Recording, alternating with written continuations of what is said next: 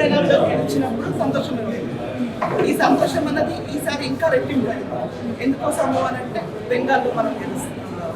బెంగాల్లో కాషాయ జెండా ఎగరబోతుంది కాబట్టి 20 సంవత్సరాల కిందట మేము కలగన్నటువంటి ఈ యొక్క కాషాయ రెపరెపల్లో బెంగాల్లో ఎగరాలనుకున్నాము.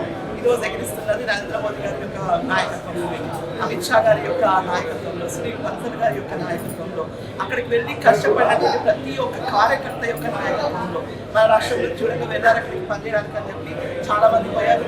బెంగాల్లో ఎందుకు ఇంత ప్రత్యేకం?